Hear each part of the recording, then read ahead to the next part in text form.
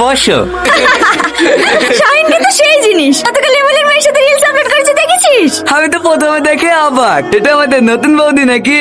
হ্যাঁ রে, আগেটাকে ছেড়ে দিয়েছি। ব্রো, আজকে তো পার্টি দিতে হবে, আমরা কিন্তু ছাড়বো না, কি বলিস তোরা? কোনটা খাবা?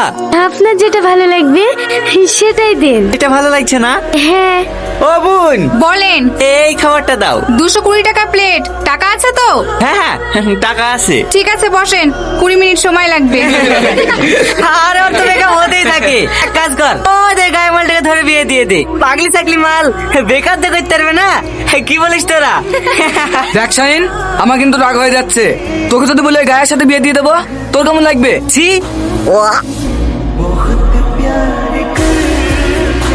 কি হলো, কোথায় যাচ্ছেন? একটু দাঁড়াও।